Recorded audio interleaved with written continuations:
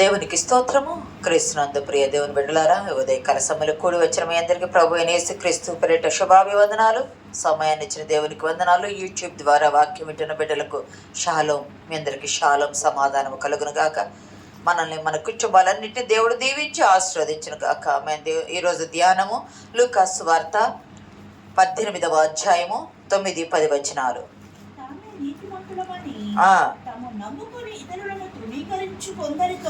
తామే నీతిమంతులమని తమను నమ్ముకొని ఇతరులను తృణీకరించు కొందరితో ఆయన యేసుక్రీస్తు ప్రభు వారు ఈ ఉపమానం చెప్పారు. అంటే తామే నీతిమంతులు, మేమే నీతిమంతులము, ఇతరులు నీతిమంతులు కాదు అని ఇతరులను తృణీకరించేవారు ఉంటారు కదా, వారిని చూపిస్తూ యేసుక్రీస్తు ప్రభు వారు ఒక ఉపమానం చెప్పారు. ఉపమానం చెప్తా ఆయన ఏం చెప్పారంటే, ప్రార్థన చేయడానికి వేరే ఏదో చెప్పలా, దేవాలయాన్ని చూపిస్తున్నారు.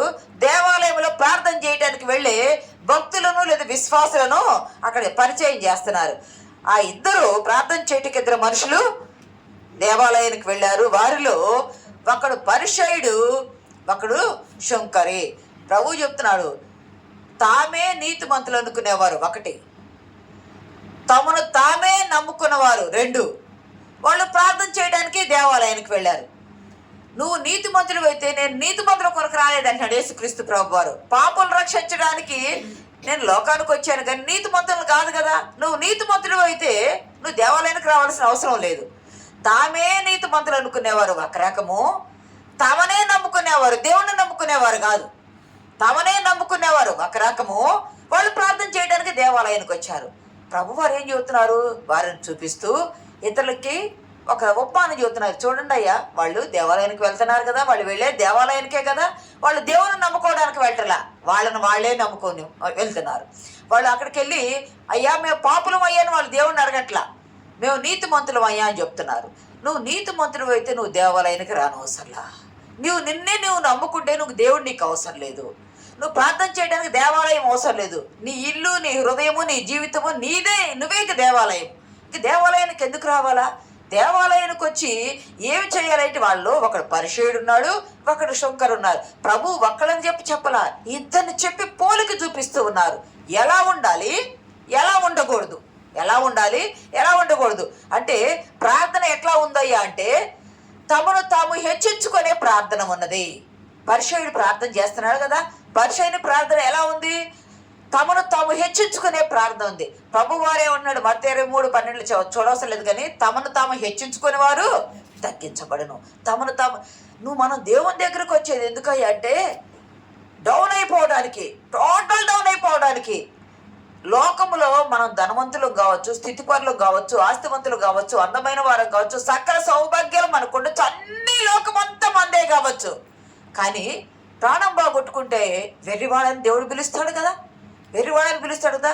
మనము దేవుని సన్నిధానానికి ఎందుకు రావాలి అంటే మనల్ని మనం పూర్తిగా డౌన్ చేసుకోవడం, తగ్గించుకోవడానికి రావాలా, పూర్తిగా తగ్గించుకోవడానికి రావాలా.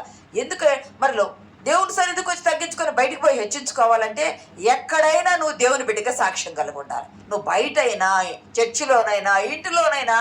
ఎందుకంటే చూసేది దేవుడు కదా, చూసేది దేవుడు, సాక్ష్యం చెప్పేది దేవుడు. నువ్వు ఎట్లా ఉండాలి అంటే తగ్గించుకునే ప్రార్థన దేవుడు అంగీకరిస్తాడు. నువ్వు ఎలా ఉండాలి అంటే తగ్గించుకుని వాడే హెచ్చించబడతాడు. వీరేమడదు. మార్కులో ఒకటి ఉంటుంది చూడండి, మార్కు సువార్త 10:38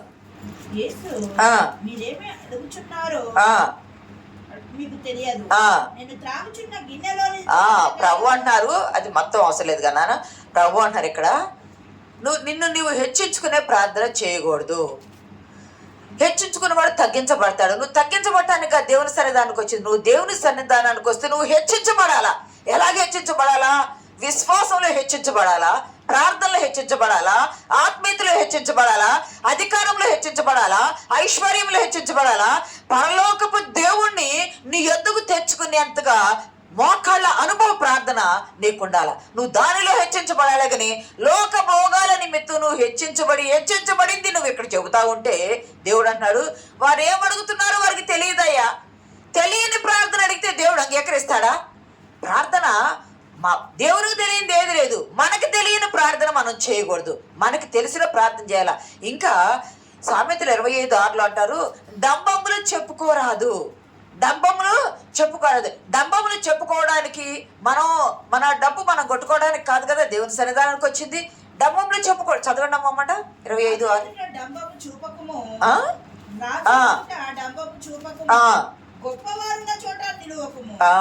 రాజు ఎదుట డంబము చూపవద్దు. రాజే అధికారం గలవాడు. రాజు ఎదుటికి పోయి నేను రాజు కంటే గొప్పవాడిని అనుకుంటే రాజుకు మండదా?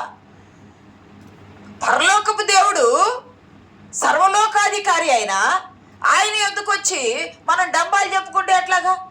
ఆయనే సమస్తాన్ని విడిచి రిక్తుడిగా వచ్చాడు కదా. అంత సర్వాధికారి రిక్తుడిగా వస్తే నువ్వు ఎలా ఉండాలా? ఇద్దరు ప్రార్థన చెప్పాడు ప్రభువారు, పరిసయ్యుడు, శుంకరి. ఆ పరిసయ్యుని ప్రార్థన ఎలా ఉంది అంటే స్వనీతిని కనబరుస్తున్నాడు. తన సొంతగా తనేమి చేస్తున్నాడో తనను తాను, నువ్వేమిటో నీకు తెలుసు.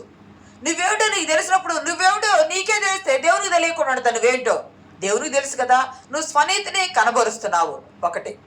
2, వేషధారణతో కూడిన ప్రార్థన చేస్తున్నాడు.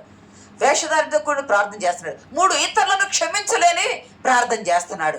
4, ఇతరులను కించపరిచే ప్రార్థన చేస్తున్నాడు. ఈ పరిసయ్యుని ప్రార్థన సహజంగా దేవాలయంలో ఎప్పుడైనా వెళ్ళి ప్రార్థన చేసుకునే అవకాశం ఉంటుంది. ప్రార్థన చేసుకునే అవకాశం ఉంటుంది. కానీ ఉదయము సాయంకాలం బలి అర్పణిస్తారు కదా. బలి అర్పణిచ్చే సమయంలో కూడా వెళ్ళి ప్రార్థన చేసుకోవచ్చు. ఇతరులు వెళ్ళి ప్రార్థన చేసుకోవచ్చు. కానీ ఈ పరిసయ్యుడు బలి అర్పించే సమయంలో వెళ్ళి ఉండవచ్చు. బలులు అర్పిస్తూ ఉన్నారు. ఇతరుతో పాటు సుంకరి రావటం కూడా అతను చూశాడు. కానీ ఎట్లా ప్రార్థన చేస్తున్నాడు అయ్యా అంటే చదవండి అమ్మా మాట.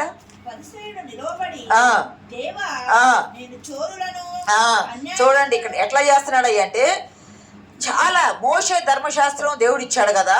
మోషే ధర్మశాస్త్రానికి మించి కూడా పాటించి ఉన్నాడు.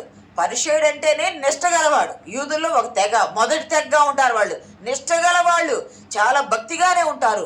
కానీ తన భక్తిని హెచ్చించుకునే రీతిగా ఉన్నారు. భక్తి గలవారు, చాలా నిష్ట గలవారు. ఒక్క సున్నా పొల్లైన తప్పిపోదు. వాళ్ళు ప్రథమ ఫలాలైన దశభాగంలో పుదీనాలోను, సోంపులోను, సదాపాలను ప్రతి దానిలో, అంటే చిన్న దానిలో నుండి మొదలుకొని పెద్ద దానిలో వరకు కూడా దేవాలయానికి తీసుకొచ్చి ఇచ్చేదానిలో కూడా వారు వెనుతయ్యనంత నిష్ట కలిగిన వారు. కానీ ఇక్కడ ఈ పరిసయ్యుడు నిలవబడి ఏమని ప్రార్థన చేస్తున్నాడు అంటే, అయ్యా నేను దొంగల్లాగా లేనయ్యా, నేను అన్యాయస్తుల్లాగా కూడా లేనయ్యా, నేను వ్యభిచారుల్లాగా కూడా లేనయ్యా, నేను ఇతర మనుషుల వలె కూడా లేనయ్యా, నేను సుంకర వలె కూడా లేనయ్యా, 5 రకాలైన వాళ్ళ వలె నేను లేనయ్యా అని చెబుతున్నాడు. నువ్వు ఇన్ని రకాల వాళ్ళవైన వారిగా లేవు అని నీవు అనుకుంటే కాదు కదా, దేవుడు అనుకోవాలి కదా. అరే వీడు చోరుల్లాగా లేడు, వీడు జారుల్లాగా లేడు, వీడు అన్యాయస్తుల్లాగా లేడు, వీడు సొంకర్లాగా లేడు, వీడు వ్యభిచారులాగా లేడు, వీడు ఇతర మనుషుల వల్ల లేడయ్యా, వీడు ప్రత్యేకించబడ్డవాడయ్యా అని దేవుడు అనుకోవాలా. నేను ఇదయ్యా అంటే స్వనీతిని కనబరిచే ప్రార్థన చేస్తున్నాడు. స్వనీతిని కనబరిచే ప్రార్థన దేవుడు అంగీకరించడు. వేషధారణతో కూడిన ప్రార్థన చేస్తున్నాడు. ఇవన్నీ నేను చేస్తున్నాను. నేను వారమునకు వారమునకు 2 మార్లు, వారానికి 2 మార్లు నేను ఉపవాసం ఉంటున్నానయ్యా. నేను వారానికి 2 రోజులు ఉపవాసం ఉంటున్నా. నువ్వు చెప్పింది ఏది తప్పిపోలా. 10వ వంతు తీసుకొచ్చి నేను నీ సన్నిధికి సమర్పిస్తున్నాను అని తనలో తాను ఇవన్నీ చెప్పుకుంటా ప్రార్థన చేస్తా ఉన్నాడు. ఇవన్నీ చెల్లిస్తున్నానంటే ఇవే నువ్వు చేయాల్సిందే. ఇవి కాదు నువ్వు చేయాల్సిన ప్రార్థన. అది కట్టడా, అది ఆజ్ఞ. ప్రభు కట్టడా, ప్రభువుగా చేసిన ఆజ్ఞ నువ్వు నెరవేరుస్తున్నావు అంతే. కానీ నువ్వు అక్కడ ఒప్పుకోవాల్సింది నేను నీతిమంతుడయ్యా అని కాదు ఒప్పుకోవాల్సింది. నువ్వు నీతిమంతుడివి అని నీకై నువ్వు డమ్మం కొట్టుకుంటే అది దేవుడు అంగీకరించే ప్రార్థన కాదు. చాలా తన పరిచర్య అంతట్లో మతనిష్ట గలవాడుగా ఉన్నాడు ఈ పరిసయ్యుడు. మతనిష్ట గలవాడుగా అన్నీ పాటించేవాడుగా ఉన్నాడు. కానీ ప్రార్థించే విధానంలో లేడు. దేవుడు అంగీకరించే, ఈరోజు మన అంశం ఏమిటంటే దేవుడు అంగీకరించే ప్రార్థన. ఈరోజు మన అంశము దేవుడు అంగీకరించే ప్రార్థన. మనం దేవాలయానికి వెళ్తున్నాం. ప్రభు చెప్పాడు దేవాలయానికి వెళ్తున్నాము, దేవాలయంలో ప్రార్థన చేస్తున్నాము, దేవుని సన్నిధులు అన్నీ ఇస్తున్నాము. కానీ నిన్ను నువ్వు ఇచ్చుకుంటున్నావా దేవునికి? నిన్ను నీవు అర్పించుకుంటున్నావా? దేవునికి నిన్ను నీవు అర్పించుకోకుండా నువ్వు ప్రార్థన చేస్తా ఉంటే నీ ప్రార్థన అంగీకరించబడదు కదా. ప్రభువారు అంటున్నాడు, సుంకరి ప్రార్థన కూడా చెప్తున్నాడు. 13 చదువుమా. అయితే సుంకరి దూరముగా నిలుచుండి ఆకాశము వైపు కన్నులెత్తుటకైనను ధైర్యం చాలక రొమ్ము కొట్టుకొనుచు, దేవా పాపినైన నన్ను కరుణించుమని పలికెను. ఇక్కడ చాలు అన్న. ఇక్కడ గమనిస్తే పరిశైని ప్రార్థన స్వనీతి ప్రార్థన, పరిశైని ప్రార్థన వేషధారణతో కూడిన ప్రార్థన, పరిశైని ప్రార్థన ఇతరులను క్షమించలేని ప్రార్థన, పరిశైని ప్రార్థన ఇతరులను వేలు పెట్టి కించపరిచే ప్రార్థన. ఈ ప్రార్థన దేవుడు అంగీకరించటల్లా. కానీ సుంకరి అంటేనే వీరు అన్యులుగా ఎంచబడతారు. ఎవరికి? యూదులకు, ఇశ్రాయేలీయులు అన్యుల సంతానముగా ఎంచబడి దేవాలయం పని చేస్తున్నా కూడా దేవాలయ పనికి కూడా యూదులు వీళ్ళని రానివ్వలేదు. వీళ్ళనే సమరీయులు అంటారు కూడా, సుంకర్లు అంటారు. ఇంకా సుంకరి అంటే సుంకపు మెట్టును కూడా వసూలు చేసేవాళ్ళు ఉంటారు, సమరీయులు అంటారు. సుంకపు పన్ను వసూలు చేస్తారు కదా, అటువంటి వాళ్ళని కూడా ఈ సుంకర్లుగానే భావిస్తారు. అంటే అన్యులుగా భావిస్తారు. ఒక మాట చెప్పాలంటే అన్యులుగా భావిస్తారు. అయితే ఇతడు అన్యుడు కావచ్చు, సమరయుడు కావచ్చు, అన్యుడు డబ్బు వసూలు చేసి బిల్లు మత్తయి ఇలాంటి వాళ్ళు కావచ్చు, జక్కయ్య లాంటి వాళ్ళు కావచ్చు. అయితే ఇతను దూరముగా నిలుచుండి ఒకే దేవాలయంలో ఉన్నారు కదా, ఇద్దరు ప్రార్థనే చేస్తున్నారు కదా, ఒకే దేవాలయంలో ఉన్నారు, ఒకే దేవుణ్ణి ఆరాధించడానికి వెళ్ళారు, ఒకే స్థలంలో నిలవబడి ఉండి ఇతనేమో దేవుని దగ్గరగా ఉన్నటువంటి పరిశుద్ధుడు ప్రార్థన చేస్తామన్నాడు. సుంకరి దూరముగా నిలుచున్నాడు. సుంకరి దేవునికి అంటే దేవాలయంలో ఉన్నాడు కానీ దూరముగా నిలుచుండి ప్రార్థన చేస్తున్నాడు. ఏమని ప్రార్థన చేస్తున్నాడంటే ఆకాశం వైపు కనులెత్తాడంట. ఆకాశములు మహాకాశములు పట్టజాలని దేవా, అయ్యా నేను నీ దగ్గరికి రావడానికి నాకు ధైర్యం కూడా లేదయ్యా, నేను పాపినయ్యా, నేను నీ దగ్గరికి రావడానికి నాకు ధైర్యం లేదయ్యా, దేవా పాపినైనా నన్ను క్షమించయ్యని తన పాపమును గుర్తు చేసుకుంటా తన నిజ స్థితిని గురించి ప్రార్థన చేస్తున్నాడు. తన పాప స్థితిని, తన నిజ స్థితిని గురించి ప్రార్థన చేస్తున్నాడు. రోమాలు చూడవలసిన లేదు కానీ నీతిమంతుడు ఏ భేదము లేదు, నీతిమంతుడు ఒక్కడు కూడా లేదు, ఏ భేదము లేదు, అందరూ పాపం చేసి దేవుడు అనుగ్రహించి మహిమను పొందలేకపోతున్నారు కదా. దేవుని మహిమను పొందాలంటే నువ్వు దేవుని సన్నిధానానికి వచ్చి మొదటగా నీ పాపాలు ఒప్పుకోవాలా, నీ పాపాలు విడిచిపెట్టాలా, నువ్వు మారు మనసు పొందాలా, రక్షించబడాలా, దేవుడిని నీ హృదయంలో యేసునామాన్ని అంగీకరించాలా. ఈ 5 చేయాలా. నీ పాపాలు ఒప్పుకోవాలా, పాపాలు విడిచిపెట్టాలా, నువ్వు మారు మనసు పొందాలా, నువ్వు బాప్తీసం తీసుకోవాలా, యేసుక్రీస్తు నామములో ఆయన్ని నువ్వు తండ్రిగా దేవుడిగా నీవు అంగీకరించాలా. ఇవి నువ్వు అంగీకరించకుండా నేను ఇవన్నీ చేస్తున్నానంటే నీ ప్రార్థన పరిశైని ప్రార్థనలా ఉందా, ఇలా సుంకర ప్రార్థనలా ఉందా? ఇక్కడ దేవుడు అదే, ప్రభువారు అదే అంటున్నాడు. ఈ సుంకర ఏం చేస్తున్నాడంటే తన పాపమును బట్టి తన నిజ స్థితిని గుర్తు చేసుకుంటా ప్రార్థన చేస్తాడు. తను పాపిగా గుర్తించుకున్నాడు. తను కేవలము దేవుని ఉగ్రతకు మాత్రమే పాత్రుడు, దేవుని మహిమకు కానీ, దేవుని రక్షణకు కానీ, దేవుని ప్రేమకు కానీ, దేవుని కృపకు కానీ, దేవుని దయకు కానీ అర్హుడు కాదు అని ఎంచుకొని తనను తాను తగ్గించుకుంటున్నాడు. తనను తాను హెచ్చించుకొని వాడు తగ్గించబడతాడు అంత కదా, తనను తాను తగ్గించుకొని వాడు హెచ్చించబడతాడు. సుంకరేమో తగ్గించుకున్నాడు, ఆయన ప్రార్థన దేవుని సన్నిధానంలో హెచ్చించబడింది. పరిశుద్ధుడేమో తనను తాను హెచ్చించుకున్నాడు, కానీ అతని ప్రార్థన దేవుని సన్నిధానంలో దేవుని యొక్క తగ్గించబడింది. ప్రియ సంగమా, దేవుని బిడ్డలారా, మనం ఎటువంటి వాళ్ళం అయ్యా అంటే దేవుని యొద్ద మనం తగ్గించుకుంటే, తనను తాను పాపిగా గుర్తించుకొని కేవలం దేవుని ఉగ్రత మాత్రమే పాత్రుడని గుర్తించాడు. దీన మనసుతో తగ్గింపుతో ప్రార్థన చేశాడు. ఆ తగ్గింపు ప్రార్థన దేవుని దృష్టిలో నీతిమంతుడిగా తీర్చబడ్డాడని యేసుక్రీస్తు ప్రభువారు చెప్పారు. మన ప్రార్థన, మన తగ్గింపు ప్రార్థన దేవుని దృష్టిలో నీతిమంతులుగా మనల్ని చేస్తుంది. మన మోకాళ్ళ ప్రార్థన, మన కన్నీటి ప్రార్థన, మన ఉపవాస ప్రార్థన మనల్ని మనం ఏమీ లేని దీనులుగా తగ్గింపు గలవారుగా చేసుకుంటే, అట్లని ఏమి లేకుండా దరిద్రులు కమ్మని కాదు అక్కడ. అంటే నీ హృదయము వంచబడాలా, నీ నాలుక వంచబడాలా, నీ ఆత్మ వంచబడాలా, నీ మోకాళ్ళు వంచబడాలా. నీ మోకాళ్ళ కన్నీటి ప్రార్థన దేవుని సన్నిధానంలో మనల్ని హెచ్చించేవారుగా చేస్తాయి. 135వ కీర్తనలో 2వ వచనంలో ఒక మాట ఉన్నది. యెహోవా మందిరంలో మన దేవుని మందిరపు ఆవరణములలో నిలుచుండు వారలారా యెహోవాను స్తుతించుడి.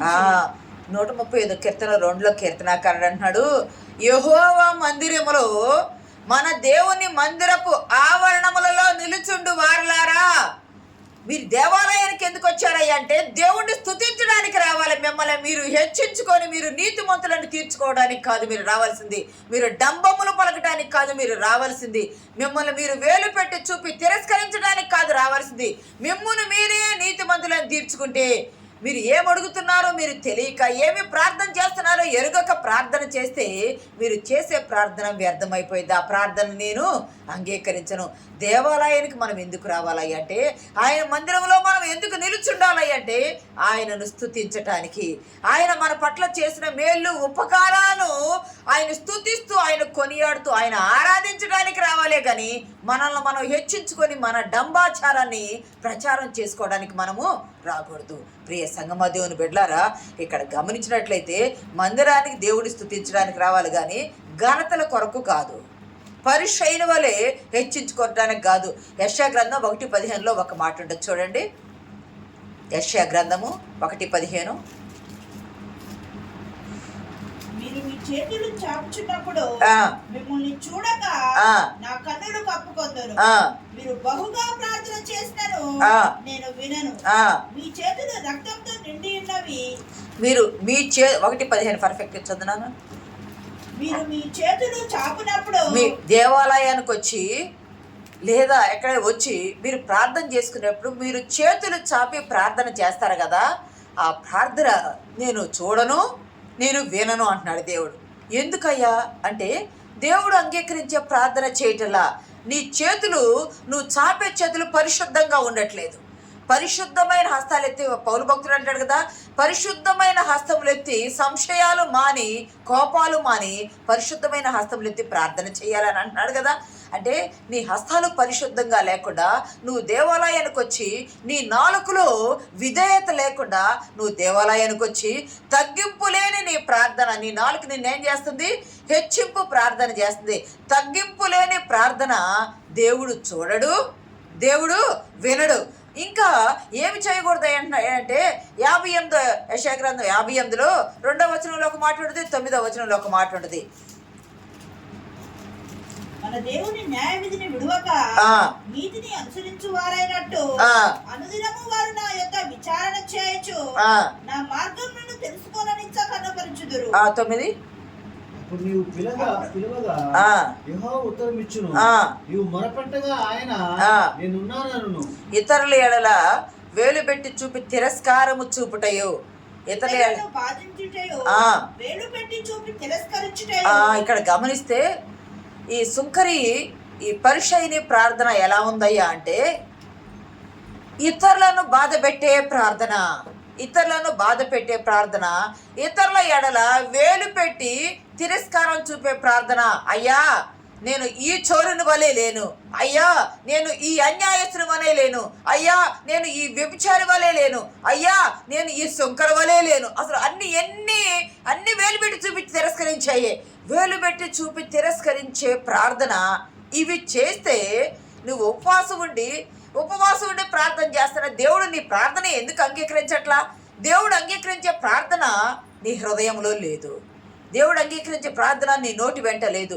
అంగీకరించే ప్రార్థన లేకుండా నువ్వు ప్రార్థన చేసి వేలు పెట్టి తిరస్కారం చూపితే నీవు నిజ స్థితిలో ఉన్నావా ప్రార్థనలో, పశ్చాత్తాప స్థితిలో ఉన్నావా ప్రార్థనలో, లేకపోతే పరిశైని వలె ఉన్నావా ప్రార్థనలో? ఈరోజు దేవుడు వాక్యంతో మాట్లాడుతున్నాడు. మనం దేవాలయంకి వచ్చాం కదా, మనం ఎలా ఉన్నాము? ఇద్దరున్నారు. పరిశైని ప్రార్థన ఉంది, సుంకరి ప్రార్థన ఉంది. ఏ ప్రార్థన మన జీవితానికి సరిపోతుంది? ఏ ప్రార్థన మన జీవితానికి సరిపోతుంది? ప్రభు వారు ఆ రోజు వాళ్ళకి కాదు, ఈరోజు మనకు చెప్తూ ఉన్నారన్నమాట. ఏ ప్రార్థన ఉంది మీలో? నిజ స్థితి ప్రార్థన ఉందా? పాపాన్ని ఒప్పుకునే ప్రార్థన ఉందా? పాపాన్ని విడిచే ప్రార్థన ఉందా? తగ్గింపు ప్రార్థన ఉందా?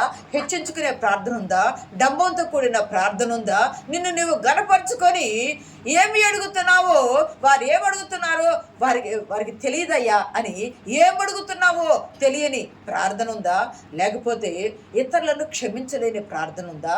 ప్రజలు చూస్తే చాలని వేషధారణతో కూడిన ప్రార్థన ఉందా? స్వనీతిని కనబరుచుకునే ప్రార్థన ఉందా? ఏ ప్రార్థన ఉంది? కించపరిచే ప్రార్థన ఉందా? కించపరిచే ఏ ప్రార్థన ఉన్నది నీ దగ్గర? ప్రియ సంగమా, దేవుని బిడ్డలారా, ఆ ప్రార్థన దేవుడు వినాలా. ఆ ప్రార్థన దేవుడు వినాల. దేవుడు వినే ప్రార్థన మనం చేయాల. అయితే ఇతను ఏమని ప్రార్థన చేశాడంటే, దేవా నేను పాపినయ్యా, దేవా దేవా నేను పాపినయ్యా అని ప్రార్థన చేస్తే దేవుడు అంటున్నాడు, ప్రభు అంటున్నాడు, అతని కంటే పరిసయ్యుని కంటే ఇతడు నీతిమంతుడు. తానేమో తనను తాను నీతిమంతుడు అనుకున్నాడు, తానేమో తనను తాను స్వనీతి చెప్పుకున్నాడు, తానేమో తనను తాను గొప్పవాడు అనుకున్నాడు, తానేమో నేను పరిశుద్ధుని అనుకున్నాడు. ఇతనేమో నేను పాపిని అనుకున్నాడు. తన పాపాన్ని ఒప్పుకున్నాడు. ధైర్యం చాలక రొమ్ము కొట్టుకుంటూ దూరముగా నిలబడి ప్రార్థన చేశాడు. గమనించండి, దేవుడు మెచ్చుకునే ప్రార్థన. ఇంకొక అంశం మనకు ప్రసంగానికి వస్తుంది, కానీ ఇది దేవుడు మెచ్చుకునే ప్రార్థన సుంకరి చేశాడు. దేవుడు మెచ్చుకునే మత్తయి సువార్త 8:8 శతాధిపతి ఒకతను ఉన్నాడు.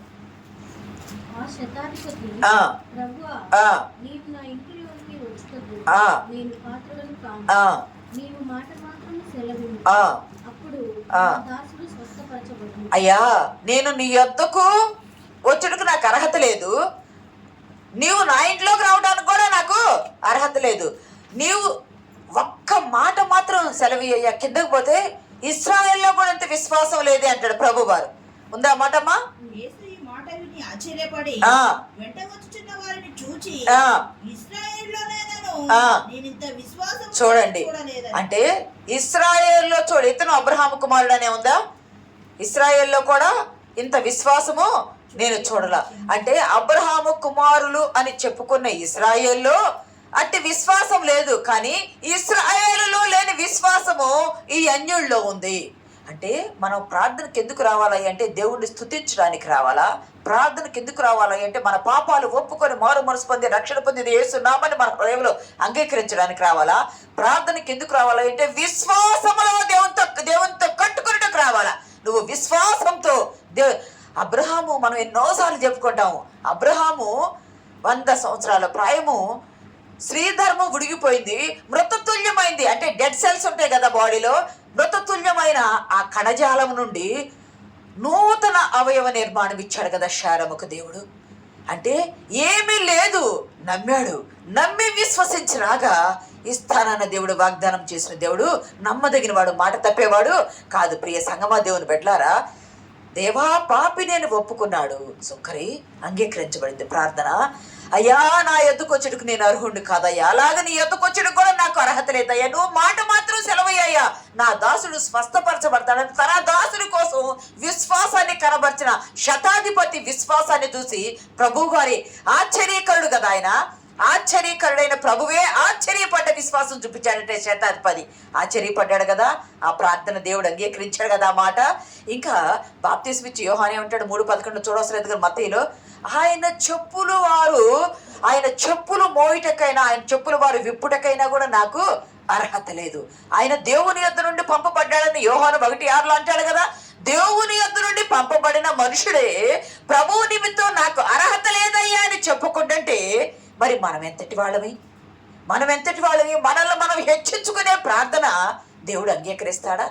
మనం తగ్గించుకోవటానికే, మనం పాపులమయ్యే దేవుని సన్నిధానానికి రావాలా. నువ్వు నీతిమంతుడు అయితే దేవుని సన్నిధానం నీకు అవసరం లేదు, దేవుడు అవసరం లేదు. నీ నీతే నిన్ను పరలోకానికి చేర్చింది. అబ్రహాము దేవుడిని నమ్మాడు, అది అతనికి నీతిగా ఎంచబడింది అన్నారు. నీలో నమ్మకం ఉంటే, నీలో విశ్వాసం ఉంటే, నువ్వు నీతిమంతుడు అని నీ దృఢ సంకల్పం నీకుంటే నీకేం అవసరంలా. కానీ తగ్గింపు ప్రార్థనతో వచ్చిన సుంకరి ప్రార్థన అంగీకరించబడింది. గమనించండి, అపోస్తలుడైన పౌలు అంటాడు కదా కొరింథీలో, అయ్యా అపోస్తలులందరిలో నేను తక్కువ వాడినయ్యా, పాపుల్లో కూడా నేను ప్రధాన పాపినయ్యా, అపోస్తలులందరిలో కన్నా నేను తక్కువ వాడిని. ఎంత అసలు దేవుని దర్శనం ముఖాముఖిగా చూసిన సౌలు పౌలుగా మారి అపోస్తులందరిలో తక్కువ వాడినయ్యా, పాపుల్లో నేను ప్రధాన పాపినయ్యా అనుకున్న ఆ సౌలు పౌలుగా మారి దేవుడి కొరకు 3 సువార్త ప్రయాణాలు చేసి ప్రపంచాన్ని మార్చివేయగలిగే శక్తిని పొందుకున్నాడు. ప్రియ సంగమా, అంగీకరించబడే ప్రార్థన ఉండాలా. అంతేకాదు, మనం గమనించుకున్నట్లయితే తప్పిపోయిన కుమారుడు కథ చెప్పుకుంటాం కదా మనం ఎప్పుడు. అయ్యా, నీ ఎదుట నీ కుమారుణ్ణి అని అనిపించుకున్నట్టు కూడా నేను యోగ్యుడను కాను, నీ ఎదుట నీ కుమారుణ్ణి అని అనిపించుకోవడానికి కూడా నేను యోగ్యుడను కాను అని అనుకున్న ఆ కుమారుడు, ఒప్పుకున్న ఆ కుమారుడు యోగ్యుడిగా ఎంచబడ్డాడు. పక్కనే ఉండి, దేవాలయంలోనే ఉండి, ఇంటిలోనే ఉండి, తండ్రితోనే ఉండి, తండ్రి మనసుకు దూరంగా ఉన్నాడు పెద్ద కుమారుడు. జ్ఞాపకం పెట్టుకోవాలా, దూరమైన వాడు దగ్గరకు వచ్చి పాపాన్ని ఒప్పుకున్నాడు, దగ్గర ఉన్నవాడు మనసు దూరమైంది, తండ్రికి దూరమైంది, దేవునికి దూరమైంది. ప్రియ సంగమా, నువ్వు దేవునికి దగ్గర ఉంటున్నావా, దేవునికి దూరంగా ఉంటున్నావా? దగ్గరగా ఉన్నారనుకొని నీ మనసు దూరం అయిపోయిందా, లేకపోతే దూరంగా ఉండి ఆయనతో నువ్వు అంటు కట్టుబడి ఉన్నావా? దేవుని సన్నిధానానికి వచ్చి చేసుకునే ప్రార్థన అంగీకరించే ప్రార్థన ఉండాలి. అంతేకాదు, ఈ 15:21 చూడవసరం లేదు కానీ, లోకాలు 15:21 తప్పిపోయిన కుమారుందాల్లో అంటాడు, అయ్యా, నేను నీ ఎదుట దేవుని ఎదుట పాపం చేశాను.